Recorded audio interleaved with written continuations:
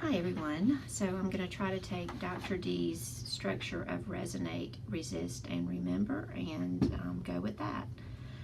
So when I first read this, I thought about a class I taught years ago, and these were for future teachers, and it was probably in the 90s, so it's a while back.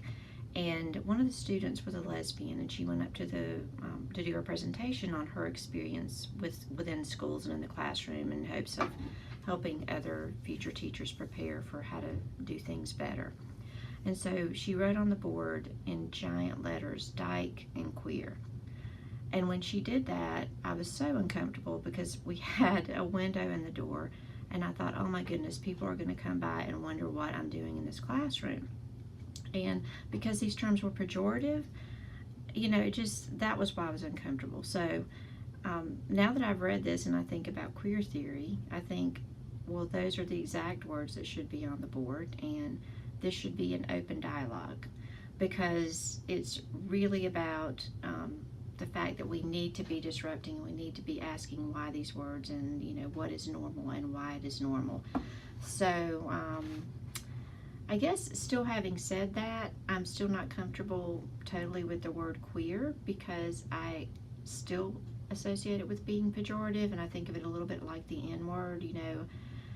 Why don't we go to something that was not pejorative? But I do understand the reclaiming, but I also understand when we're teaching it, like, I could never use the N-word, I would never do it, want to, but I also think when I'm using queer, I have to be really careful about that too, because that's not a way that I identify. So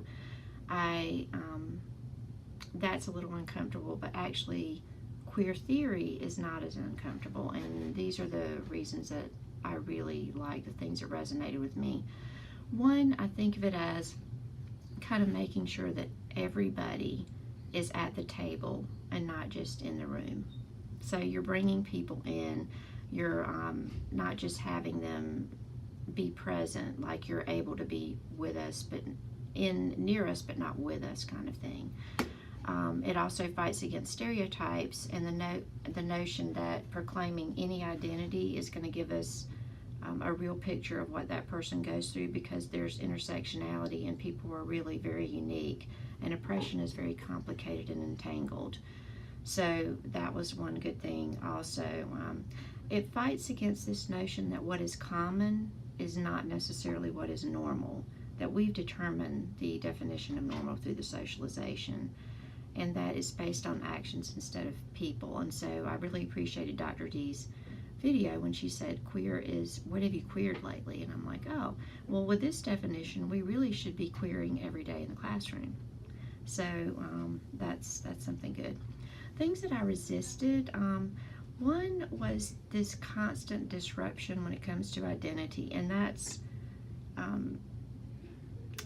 really just, I think of adolescents, I think of my learning community students, and especially kids in high school, and how they're constantly struggling with their identity and trying to find themselves, and we encourage them to become grounded in who they are and who they're comfortable being, and kind of discovering that. So I'm wondering how this disruption might work with that.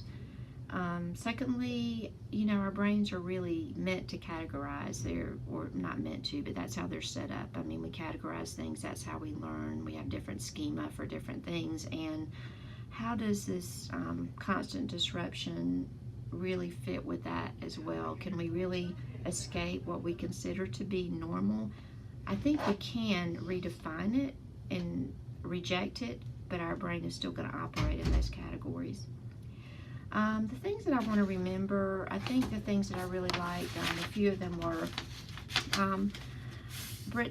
the language that was used, because Britzman said that the work in reading practices can be used to take us beyond what we can bear to know, because we're scared of what we don't know most of the time, and we're not going to be in community with people who aren't like ourselves unless we make a conscious effort to do that. And I think that reading can help get us closer.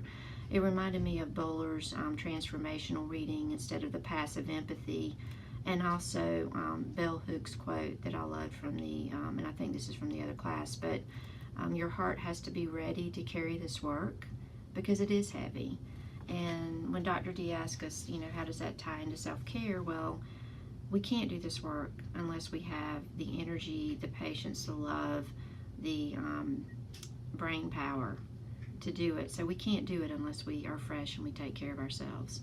So those were my thoughts this week. Look forward to hearing yours.